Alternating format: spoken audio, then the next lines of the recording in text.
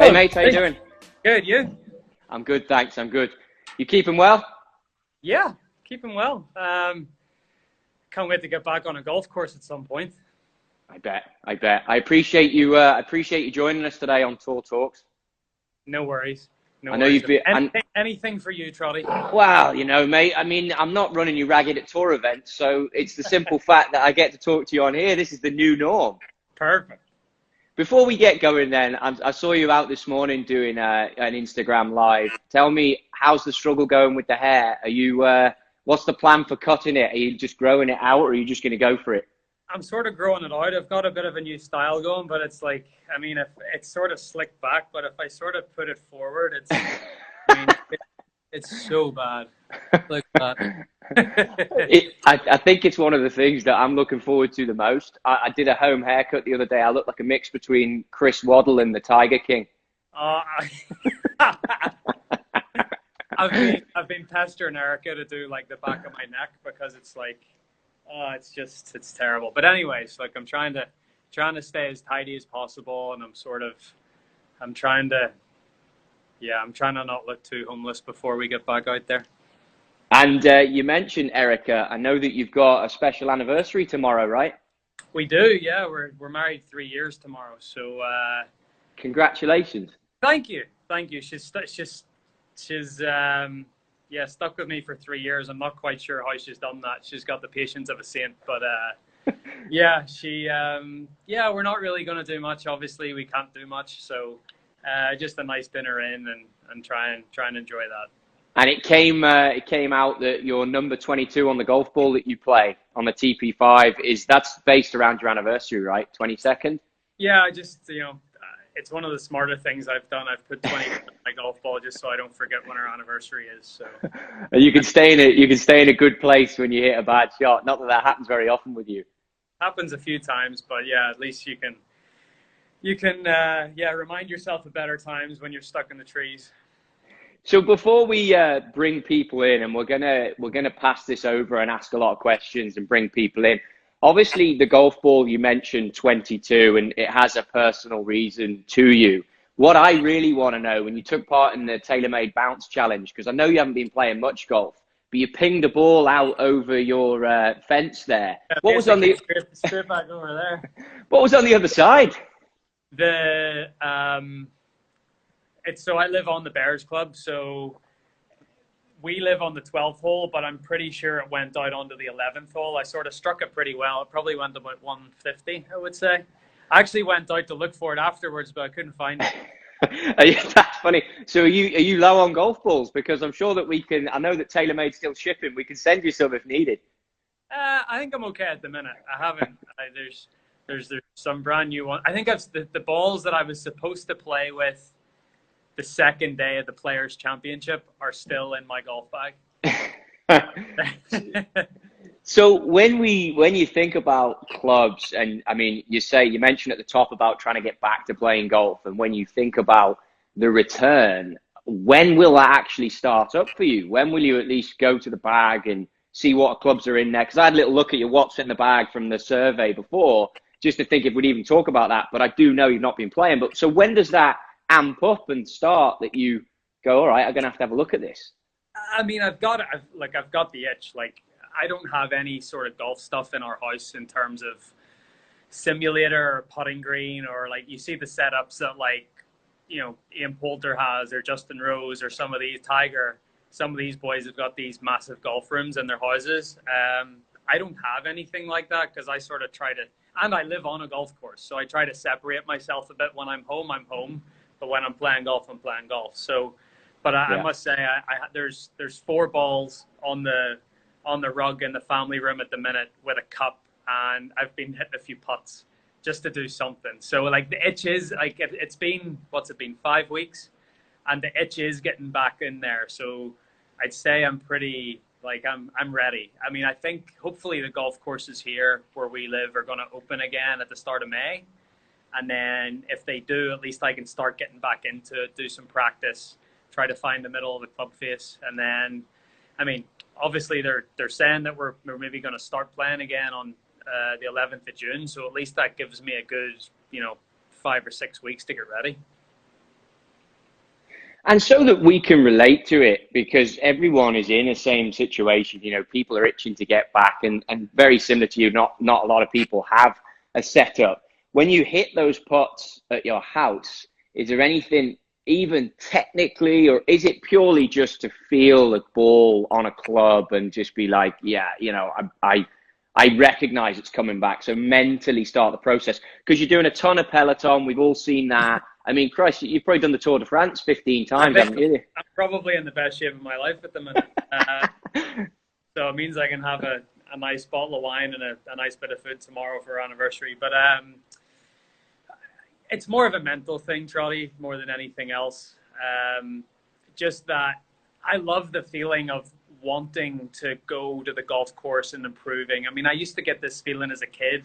You know what it was like growing up in the UK. You'd watch the PGA Tour golf on a Sunday night, and you'd get this buzz of watching it, and then the first thing you wanted to do on Monday morning was grab a golf club and go play and like try to emulate whatever you saw on TV the night before. So I'm sort of getting that way. Like even watching the reruns of the Masters last week, watching some highlights of myself, all that sort of stuff. That gives you the buzz and the itch to want to start doing it again.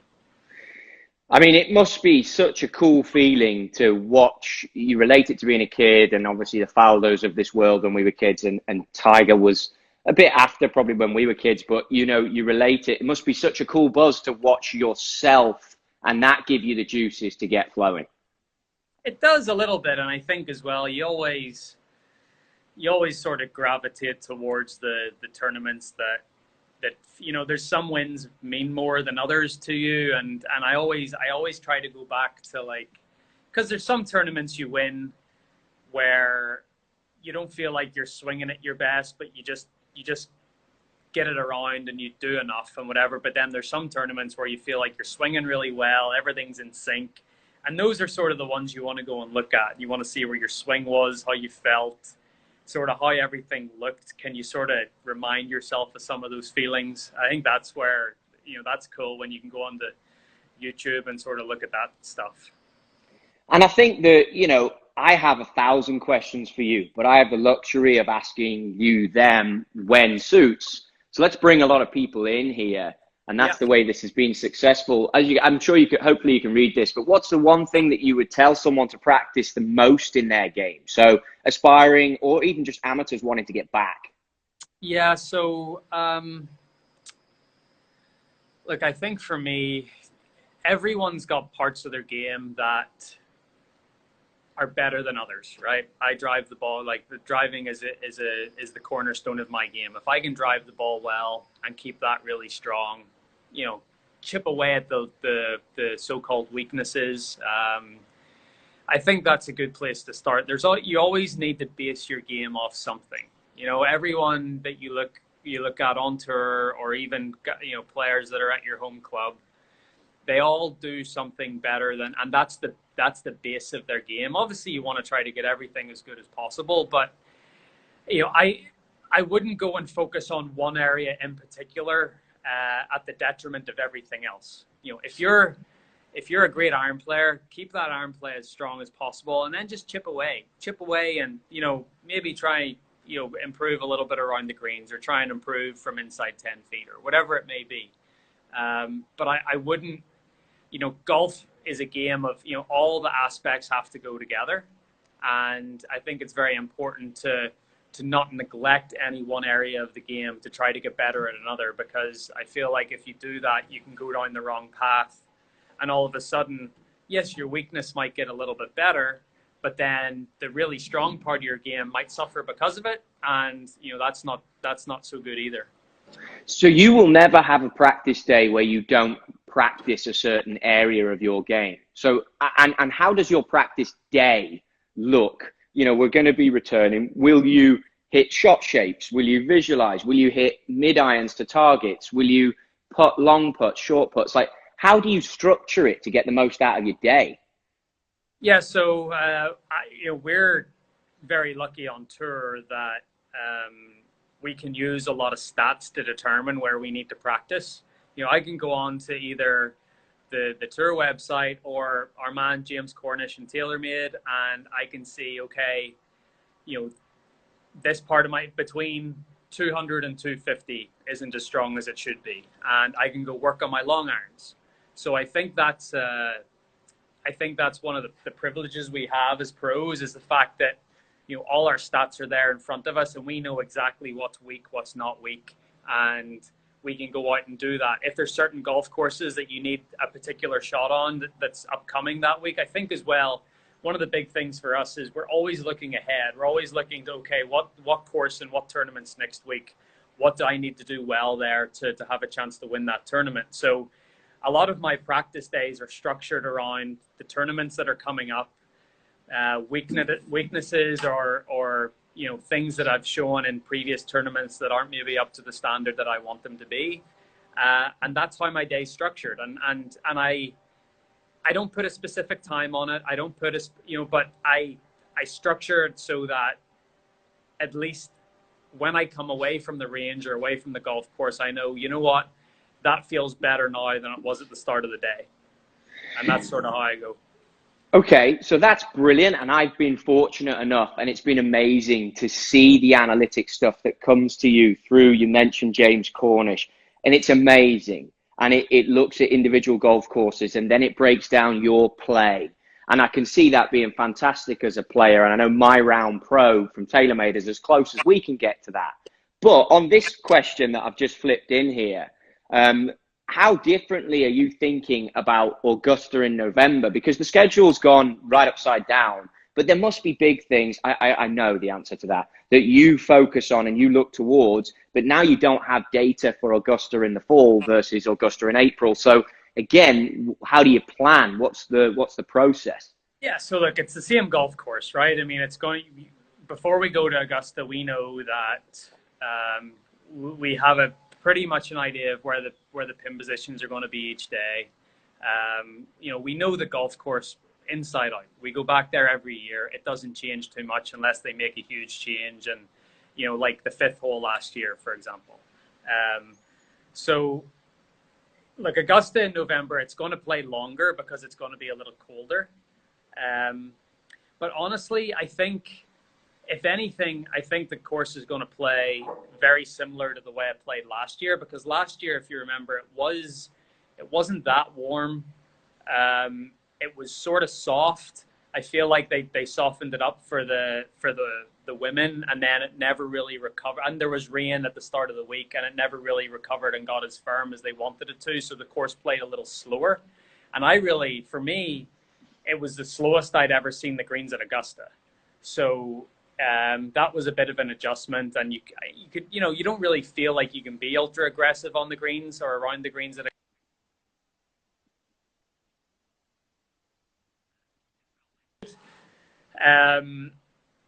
so yeah, I think it's going to play similar to last year. I think it's going to play long, but I think it's going to play, you know, unless they get a really dry spell, it's going to play sort of soft and sort of slow, and obviously that'll benefit some of the bigger hitters. So with it playing softer and slower, I know you've played around with this a lot this year. It wasn't in your bag at TPC Sawgrass, but do you see a rescue getting in there? Do we see a return to Rory McIlroy for Augusta? Rory McIlroy could certainly be making a comeback at Augusta. Yeah, look, the rescue club's been awesome. I've used it a bit this year. I could definitely see it being an advantage into the par fives that week. I could see it being an advantage into the 4th hole. You know, if you get that north wind on the 4th, that hole can play really long, and a rescue could be really good for that. Yeah, you know, that could be a really. The only thing about Augusta is I always go back and forth whether I need 3 wedges or 4 wedges, and then that depends on the setup for the others. You know, the other end of the bag. Yeah. Do I carry a 3-iron? Do I carry a 5-wood? Do I carry a rescue? So, but I've sort of, I guess this year, for the most part, I've sort of went to a 3-wedge setup, and I've enjoyed carrying the 3-iron in the bag, and then I sort of go between whether I want the 5-wood in the bag or the rescue. And is that a fair thing to say, that when I saw you at Torrey Pines, 2 golf courses when you play the Farmers, you got the North and the South, and I honestly, like Monday afternoon when Harry turned up, or Tuesday morning or whatever it was, there must have been 6 wedges, I mean, literally in the bag. Is that where you start each week? You go, okay, What are we going to do with wedges? And then tackle the problems from there that are ahead of you, or the challenges? Yeah, pretty much. And then the thing is about Tory, the north and the south, they require different things.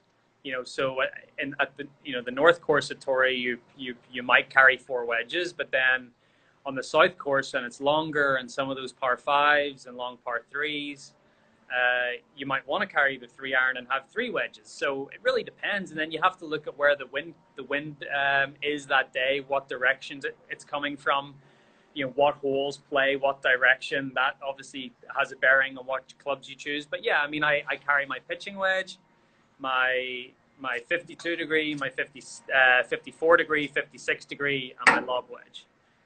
And then from there, that's when I sort of decide what I want to do. But yeah, it's almost dependent on the day, where the wind's coming from, the way the course is playing, where pin positions are. I mean, and that's stuff that obviously Harry looks at before, the night before we get the pin positions off the tour. And then, you see where the wind direction's coming from, and you make a plan going into the next day. Before we pivot to this question, because I want to ask one on my own, and we've got a ton, and I appreciate the input from everyone. But the rescue story that not a lot of people will know, that was a photo shoot, kind of like hidden gem, right? It was in the bag. And do you just want to tell us the story? Because no one else had one that week, right? Yeah, no one. And I don't know why one got into my bag and no one Me else's. Maybe we're trying to tell you something. Whoever built it's trying to... I know, exactly. But then once I was like, I've never used a hybrid, and I never really, I don't know, just something about them. I'm a bit of a traditionalist. I'm like, well, if you can't hit a long iron, you shouldn't be playing on tour, type of thing. And then I think once I hit it, and once I saw the flight of it, and once I saw like how stable it was in the air, I've always had this thing with hybrids where they go a lot, like they go left easily. And this thing was just going bullet straight, and it was unbelievable. And then everyone came around my bag and saw me hitting it. And then from there, DJ wanted one, and then J-Day wanted one, and, whoever else. But it was funny. Like, it was such an accidental thing that, this rescue ends up in my bag, and all of a sudden I'm like, well, I want to play this because, this is way better, but also way easier to hit than a long iron. And I guess my thing as well is I've always been too stubborn to carry one. So I've never used the technology the way I probably should. But at this point in my career, I'm like, if the technology's there to be used, I mean, just use it and use it to your advantage. And I feel like you've really embraced that. You mentioned James Cornish. You work obviously with Adrian Reitveld, myself, Keith Sabarbaro. You've really, really embraced that. And I think that it's a good lesson. And there's so much stuff in there for this next question about advice you give to junior golfers. It feels like you leave the ego at the door now when it comes to equipment. But I imagine there's many other things as to advice you could give to someone aspiring to become a better player as a kid. Yeah, for sure. I think, and this is one thing, look, be open to every idea. I think that's one of the big things is don't be afraid to take on board new ideas, opinions. But one of my big things I always say to junior golfers is play with people that are older than you and play with people that are better than you, because that's what you need to see to get to the next level. And that even at my level, I still try to seek people out that are better at me at certain aspects in the game, and I try to play with them. So I think always trying to play with someone better than you. Maybe they're not better overall than you, but a better wedge player or a better putter or a better iron player or whatever it may be. Always try to play with people that are better than you, because that you see what you need to do. You see where you need to get to the next level.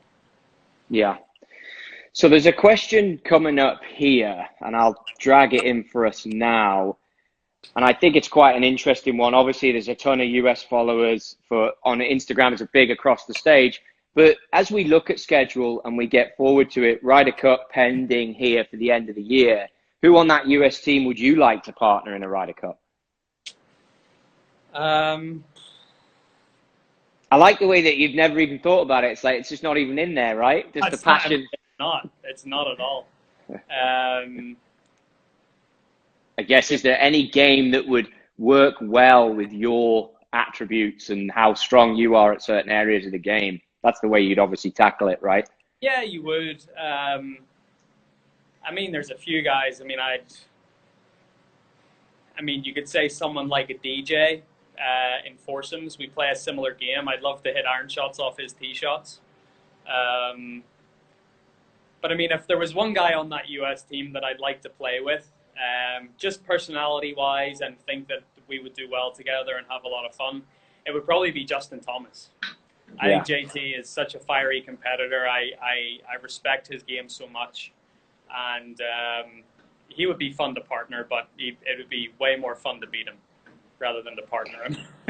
I love it. So with that, Ryder Cup is going to be end of the year. Premier League football, I know you're a big soccer football fan, is coming. It is hopefully going to conclude the season, and it might, there's a chance it might be played. I haven't followed the news super close on this, but behind closed doors without fans. Should the Ryder Cup go down that route, I mean, what's your view? I don't want to put words into your mouth. No, what's your view on that? I have a pretty strong view on this, Trottie, and I get the financial implications for everyone involved, European Tour, PGA of America, broadcast partners, all that sort of stuff. There's a lot that goes into putting on the Ryder Cup that people probably don't know or don't appreciate. But having a Ryder Cup without fans it's not a Ryder Cup. So for me, I would much rather them delay it until 2021 to play the Ryder Cup than play it at Whistling Straits without fans. And that's from a European going to America, knowing that I'm going to get abuse. Obviously, it would be better for Europeans to play without fans because we would deal with some of the stuff that you have to put up with. But at the same time, it's not a right. It wouldn't be a great spectacle. There'd be no atmosphere.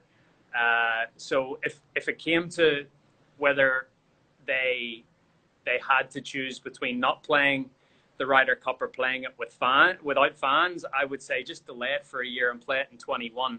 And then if they do delay it until 21, the next Ryder Cup's supposed to be in Italy. And we know how affected Italy was with coronavirus and COVID-19. So it gives that country an extra year to prepare for the Ryder Cup in 23 instead of in 22. So look, there's a lot that goes into it, and this is only one opinion, but if we have to play the Ryder Cup behind closed doors this year, I'd rather just delay it and play it in 21. Yeah, and it's great to hear your opinion because it's so compelling. But when you look at tournaments, I mean, someone's asked a question here. I can guess your answer from this, but tournaments happening without fans, I guess, is a different scenario versus Ryder Cup, right? It's a little bit of a different scenario. It's individual events, and I think individual events aren't quite the spectacle that the Ryder Cup is. So I have no problem with golf events going ahead without fans, but it still needs to be done in the right way. So, but yeah, look, I just want to play as soon as we can again, and whether that is with or without fans, if it means that the first few weeks we play without them, it'll be a weird atmosphere, but at least people can watch on TV, and it gives us tournaments to play in and competition again, which I think we'll all welcome. Yeah, for sure. Here. And then on a different note, when you look back at your Ryder Cups, what's your favorite moment?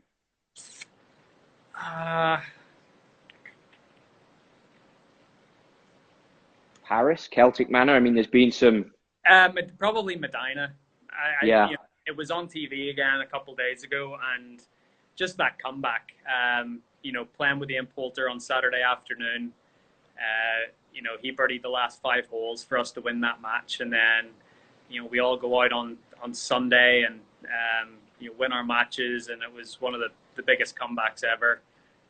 That's probably still to this day my favorite my favorite moment in golf, my favorite moment I was a part of. To win like that as part of that team, and sharing those celebrations with everyone else was a pretty special moment.